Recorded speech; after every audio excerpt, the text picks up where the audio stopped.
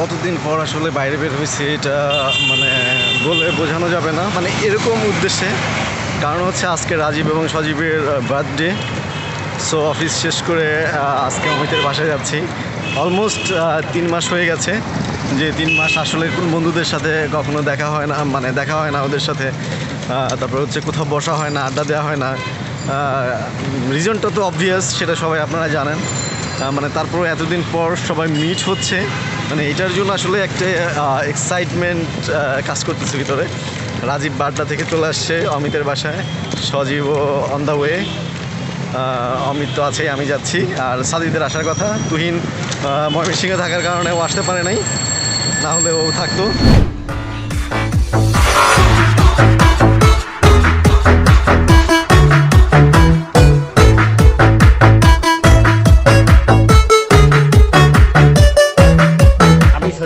ও সজীব, আমি রাজীব। দেখো এত বিবাহিত, আমি জীবিত। এত বিবাহিত, আমি জীবিত। অনুভূতা হয়ে গেছে অনেক আগে, লকডাউনের টুটে আমরা শেষ। আর সবচেয়ে মজার ব্যাপার হচ্ছে অনেকদিন পর সবার সাথে দেখা হচ্ছে এই পারপাসে আসা। ভাবিকে ছাড়া বাধ্য করতে তোমার কেমন লাগছে? অনেক খারাপ লাগছে, কিন্তু কিছু করার নেই। এক অন্যরকম বার্থডে সেলিব্রেট করতেছি আমরা, করোনাময় বার্থডে, ঠিক আছে? ভাবি আপনাকে ছাড়া ও খুবই জোরভাবে বার্থডে করতে, আপনি দেখলে বিশ্বাস করতেন। এটা ভাষায় প্রকাশ করার মতো। এগুলো চক্রান্ত। সাজিব, ভাবিকে কিছু বলতে চাও? I miss you, we miss you. Dear friend, dear বৈজ্ঞানিক, ও ওখানে উকুলেলে বাজাচ্ছে। তুই উকুলেলে বাজার, ডোন্ট ওয়ারি, আমি একটা ব্যবস্থা করতেছি ওখানে খাবার পাঠানো যায় কিনা। আমরা পাসপোর্ট করে পাঠাবো খুব শীঘ্রই। আনফরচুনেটলি ইন্টারনেটে ডিস্টার্ব দিচ্ছে, অর্ডার দিচ্ছে না। ইনি কালো বন্দুকধারী। করোনাকালে বন্দুক নিয়ে কেমন অবস্থায় আছো? বন্দুক সব বাদ, আমি ভালো হয়ে গেছি এখন। ভালো হয়ে গেছোস? এই বাবা। আজকে একত্রিত হয়েছে অনেকদিন পরে, খুবই ভালো লাগছে। আশা করি জীবিত এবং বিবাহিত দুইজন, দোয়া করি যেন বিবাহিত থেকে বাবা হয়, মানে বাবা ওই বাবা না, আর যে জীবিত আছে সে যেন খুব শীঘ্রই সরি বিবাহিত হয়, এই কামনাই করছি। ঠিক আছে।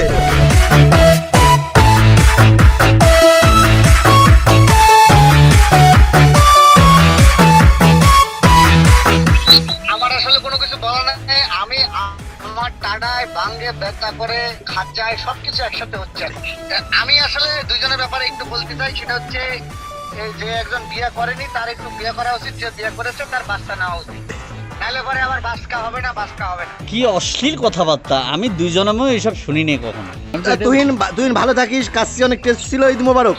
তোর পেটের অসুখ হইলে আমার কাছে কইস না, আমি গর্ত অলরেডি দিচ্ছি। আল্লাহ তুমি শূন্য ঢের পাতলা পায়খানা দাও।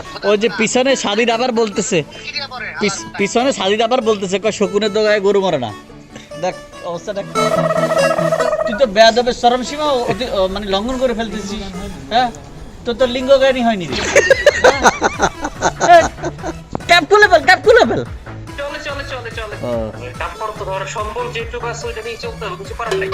আগামী বছর আমরা চাই তুমি একলা থেকে দোকলা হয়ে যাও ইনশাআল্লাহ, আর মুখোশটা যাতে না থাকে। সেটাই। ও শোয়েব ভাইয়ের দুঃখময় স্ট্যাটাসগুলো সূক্ষ্ম স্ট্যাটাসে পরিণত হোক, এটাই আমার চাওয়া। আমাকে নিয়ে যে সমস্ত মানে কমেন্টস করে, ঠিক আছে, এটা আসলে খুবই দুঃখজনক। তুমি দিও না গো বাসর ঘরের বাতি নিভাইয়া। বিচার চাচ্ছি। সাদিদ তোর কি, তোর অনুভূতি কি? সাদিদের ব্যাপারে আর কি বলবো, সে আমাকে বলেছে যে মেয়ে দাও, বিয়ে করো। তার মানে তার যৌবন জ্বালা উত্তপ্ত হয়ে আগ্নেয়গিরির লাভার মতো টক করে পড়ছে। ওহ মাই গড, এর আগে আমি আমার জামাই মেয়ে বেস্টাস করে।